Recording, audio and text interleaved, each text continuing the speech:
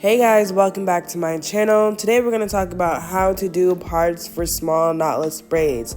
The first thing you're going to do is make a line from ear to ear, and this is going to be the line that divides the top part of your head from the bottom part of your head. And in the bottom section you're going to have 3 rows, which you see me doing right now. I like to start parting from the top because once I've made that clean sleek line, all the other parts below should be appropriate. It's kind of like head symmetry, but once you do that part from ear to ear, you can put 2 to 3 rows depending on if you're doing medium or small, but we're doing small today, below that ear to ear line, and that's what I've done just now. Now after that, we're going to get into the top section, and because these are small knotless braids, we are going to have 6 parts in total. Now when you're thinking of how many parts you need, it's like math. So I know that I need 6 parts for the top of her head, so I'm going to find a way to make this easier by dividing her hair into 3s so that I know at least the top half, which is what I'm doing here.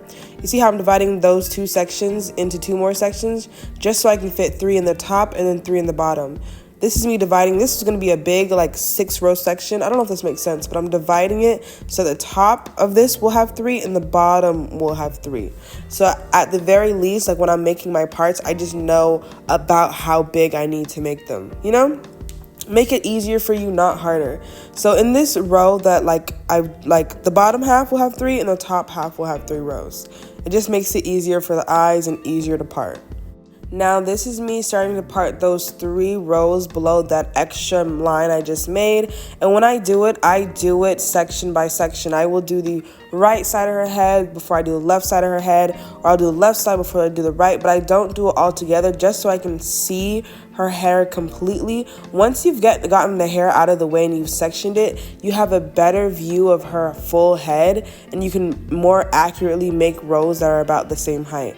See, I'm working section by section. This is me making ooh, girl, you need to learn how to speak.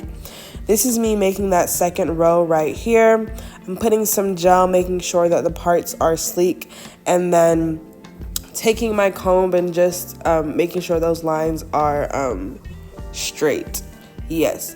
But I'm using the line from below to make the line from above. That's why that initial ear to ear line is so important, because that line will affect the lines of the whole head, which is why, you got to start off great, firm foundation. Yeah, so here I am parting out the second row and making sure that part is clean.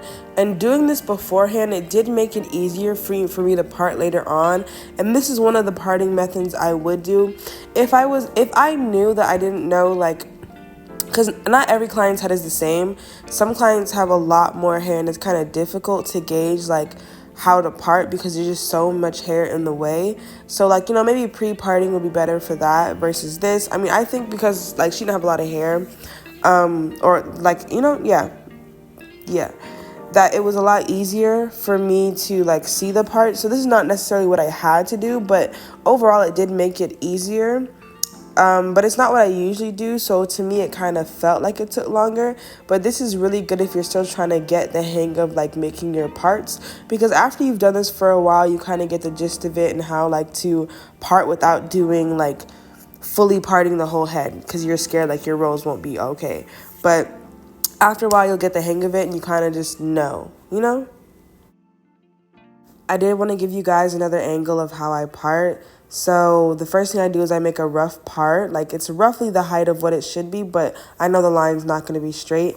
And then I go in with the pointier side of my comb and I start cleaning up those parts just to make sure that those lines are neat. And I will put any hair that's out of place in its place.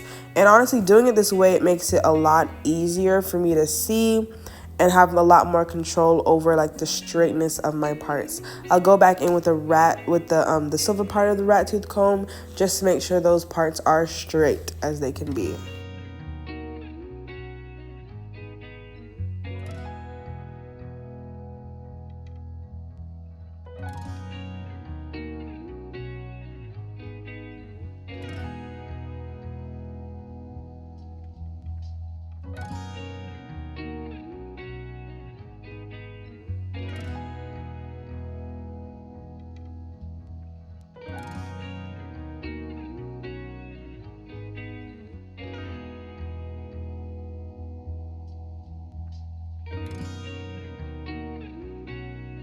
So this is the second half of everything. So in this top part, we will have another 3 rows, and here I am parting out the first row.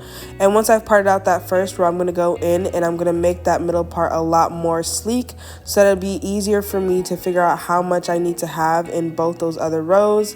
And that's what I'm doing here, just to make sure that that middle part falls, you know, where it's supposed to, in the middle of her head, as well as the parts are a good size on each.